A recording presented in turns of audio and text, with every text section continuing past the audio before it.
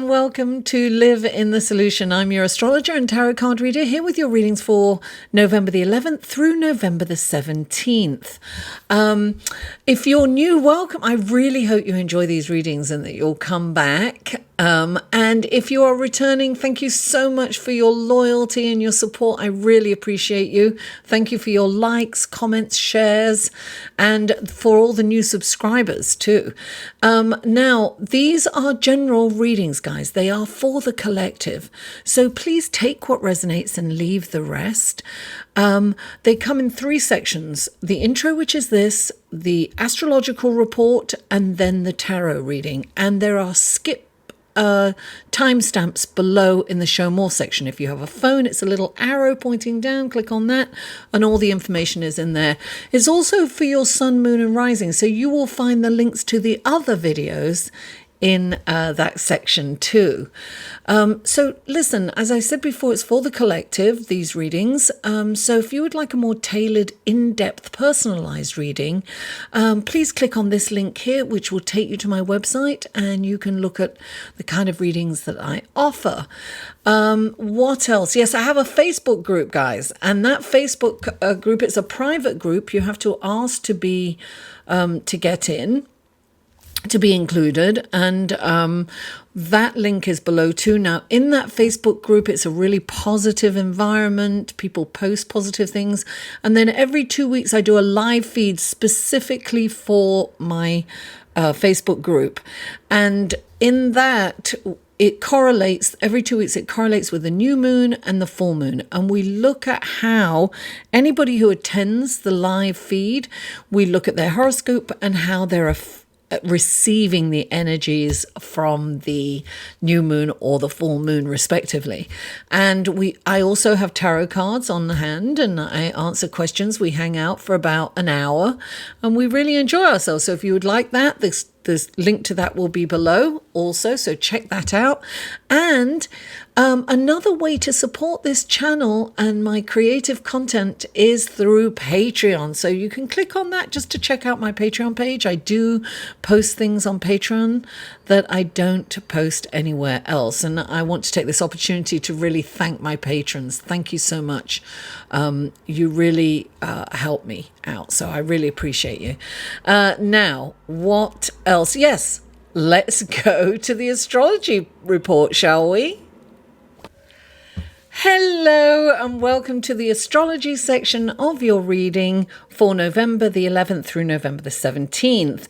And wow, that's all I can say. Listen, the full moon in Taurus on Tuesday is only the tip of the iceberg. We have all this dynamic celestial sky this week. Some really wonderful aspects are happening this week. Now, I'll start with some of the exact aspects and when they're happening, and then I'll go on to what's going on with the full moon. So Monday, November the 11th, the sun is conjunct Mercury. That means it's right next to Mercury, right? Very close.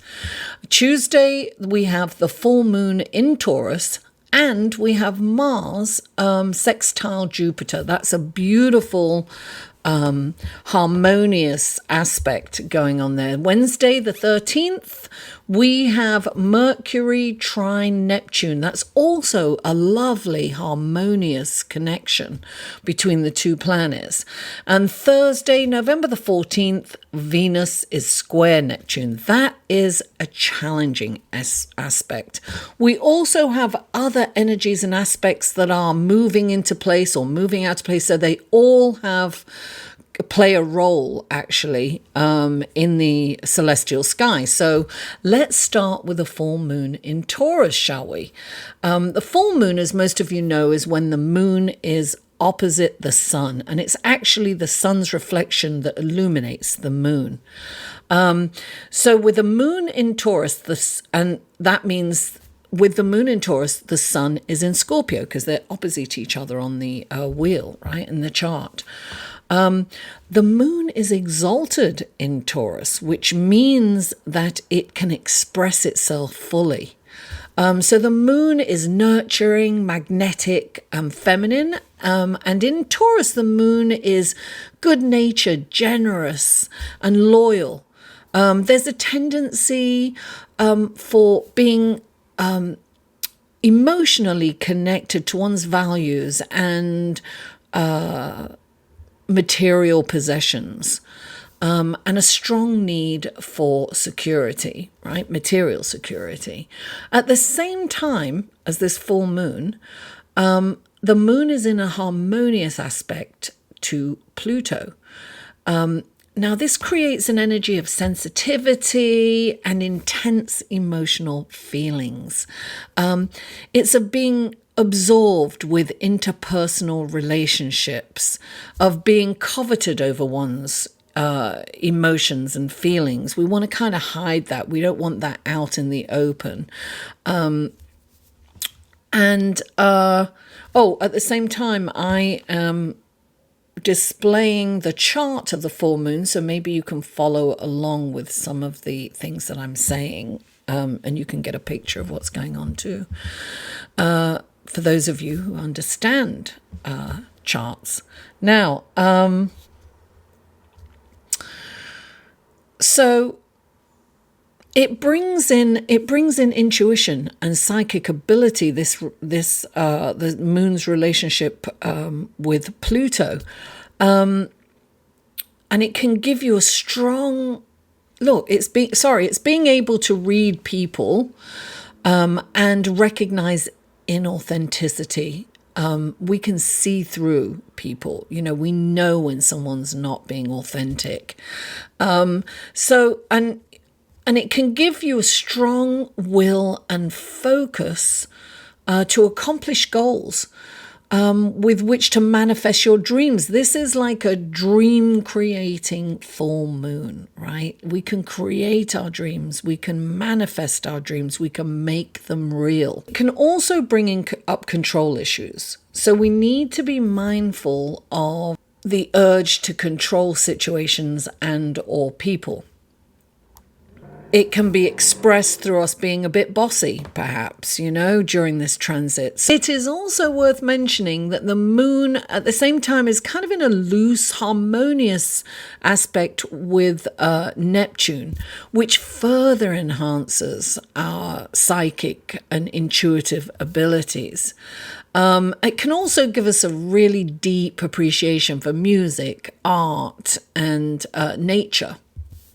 We also need to be mindful not to sacrifice ourselves for others, and keep a firm grip on reality, because Neptune can skew our perceptions of what's really going on.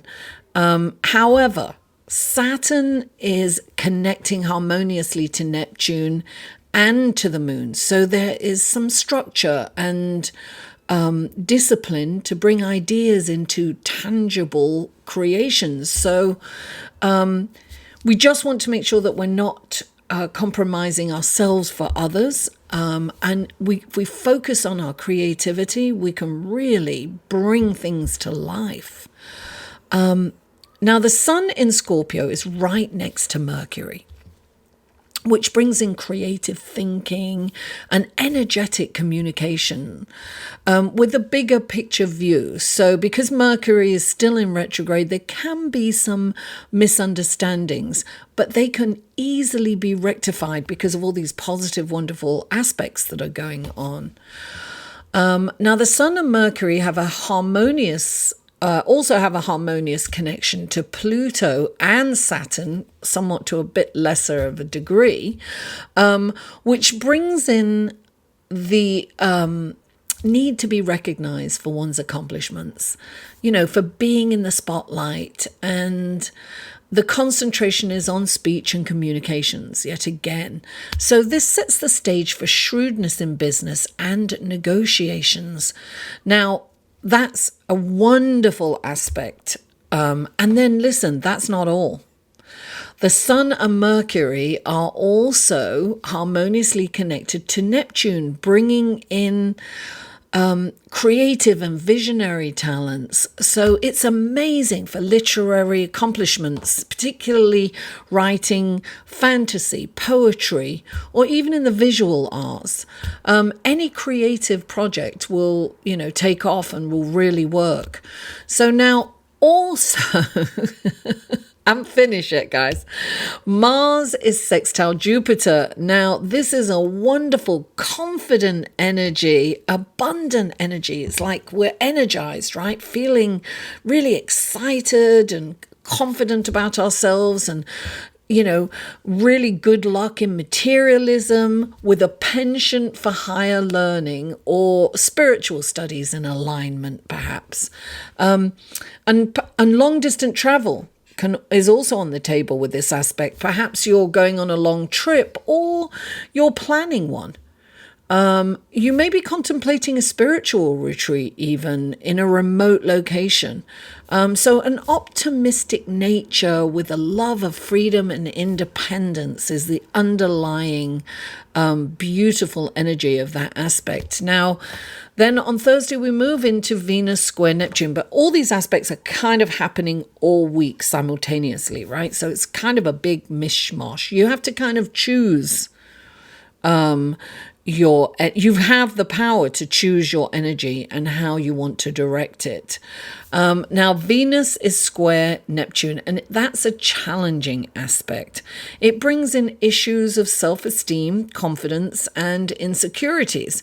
So if you have a poor self-image during this transit, you may have a distorted view of your partner or your date if it's a new, or your acquaintance if it's a new relationship. You may see relationships in an odd way. Perhaps you have an idealistic romantic storybook vision of relationships, which can lead you to ignore red flags when you meet someone new. You could get taken advantage of, become a doormat in a relationship. If the relationship is rocky already, if it's on firm ground, I think you'll be able to move through this aspect pretty unscathed. But if it's new and it's a bit rocky, then, you could kind of, become the doormat, or worse, allow inappropriate behavior in some way. It's important to practice acceptance and the love of oneself during this time, and I would look at this aspect also creates a heightened need for love and affection. So I would resist the urge to commit or to trust someone until after this transit. Focus instead on building self-esteem and self-respect and confidence. All right, guys. So I told you that's like major this week, right? So without further ado, let's go to your tarot reading, shall we? Hello, Leo, and welcome to your reading for November the 11th through November the 17th. And what wonderful gifts, guidance, blessings, and helpful information can you give, Leo, for this coming week? May these cards be filled with love, abundance, and hope. 3 cards for Leo, please. Oh, there you go. Let me see, there's 2 there. All right. 1 more card for Leo. 1 more card for Leo, please. 1 more card for Leo. There it is. Now we have the clarifying cards for Leo. What wonderful gifts, guidance, blessings, and helpful information can you give Leo? Oops, it's turned around the wrong way. For this coming week of November the 11th through the 17th. 1 last shuffle. May these cards be filled with love, abundance, and hope. What wonderful gifts, guidance, blessings, and helpful information can you give Leo through these clarifying cards? Please clarify. Oh, there's one. Please clarify.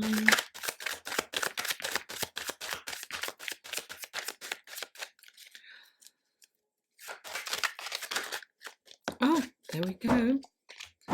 And please clarify. There's so much crossover, guys, here. There it is. So check out your sun, moon, and rising. Here are your cards, Leo. Okay, the first card out for you is the King of Cups, clarified by the Six of Cups. Then you have the Sun, clarified by the Page of Wands. And then you have the Queen of Wands, clarified by the Justice card. Very interesting. Okay, so the first card out for you, Leo, is the King of Cups. The King of Cups he's like he always has his ear open. He's always available for his subjects. He wants everyone to do well. He really wants the best for everyone. He believes that in order to be a good leader, he needs to remain stoic. So he controls, and he's a deep well of emotion, but he controls his emotions. There's Saturn sitting right on top of his head, and that suggests that he's restricting some of his emotions. So he's not... he's trying to be a little more rational, and he's trying to be a little more fair and rational, and to look at these the situation at hand devoid of emotions. So he's not ruled by his emotions. He's not affected by his emotions. So he's got this self-disciplinary thing going on where he's not allowing those emotions to just take over. So he's using a little, self-discipline there. And then, look, clarifying it is the Six of Cups. The Six of Cups, plainly, is kind of being in the past. It's focusing on the past and looking at it with rose-colored glasses, kind of wishing perhaps for a more innocent time. Sometimes we look back and we go, oh, I don't want these responsibilities. I want to be a baby again. I want to be taken care of. I want a simpler life. I want my life to be like it was. But actually, if we are transported back into that time that we're contemplating and lamenting over, it's probably not exactly the way we imagined. It's probably slightly different. So this is kind of, being back in our childhood. And, it can be that we are emotional, contemplating the past and thinking about it. It can be that we're spending, this can be Neptunian, and Neptune has a very big influence on the celestial sky this week. So it's important to check in with reality, right? To be a little more disciplined. Brings Saturn coming in will help you get out of this unrealistic place. And in dreamland, you can be in dreamland and not be seeing what's going on around you in reality. And look, the sun's shining on you. The sun is your planet, darling, and the sun is shining on you. It's bringing you, it's giving you fame, it's getting you recognized. This is an important time for you to bask in the sunshine. Look, you have an opportunity coming in. You've got the Page of Wands, which is bringing in a lovely opportunity. So this is whatever you're working on is really going to work out. So this opportunity, jump at it. This is great. Don't miss this opportunity, guys. The sun's shining on you. Your confidence and energy is through the roof. This is a wonderful time. Don't stay here in Neptune land, because you could miss, this can be, missed opportunities, right? You need to come out because the sun is shining, darling. And then you have the Queen of Wands, and don't underestimate yourself. She's got confidence. You are full of confidence. I would say that this is an opportunity. There's an opportunity on the table for sure. Definitely. There's an incredible opportunity. I would say, this is what I'm getting. It's about networking. It's about going and connecting with the right people, the right helpful people. And remember, whatever deals that you do, you've got the Justice card. This is the karmic card. Whatever decision you make, really consider the karmic value of that decision. Consider the ripple effect that it has. Is it the best for everyone concerned? Is it the best for humanity? Are you taking this opportunity from a perception or perspective, I should say, of making more money and that's it? It's okay to make money, yes, but make sure that it's not hurting anyone, or it's not, if it's not poisoning someone in some way, or it's not, if it's got to be for the higher good of everyone. This is very important. When the Justice card comes in, it's saying don't take any shortcuts and do everything for the higher good of everyone, because this is, karma. Karma is coming to play. If you've been really great, karma comes down on your side. If there's a litigation going on, per se, if you've got like a court case or some kind of arbitrary decision coming down, it will come down in your favor as long as you are above board and you've done it, treated everyone fairly, and you've been honest and truthful. Then it's coming down in your direction, darling. Leo, thank you so much for tuning in. Please don't forget to like this video, share it with friends, family, neighbors, co-workers, social media. I'm almost at 10K, guys. Help push me over that edge.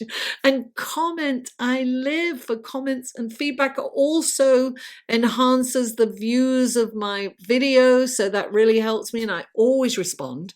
And if you haven't already, please subscribe. Mwah! I love you all, and I'll see you next week.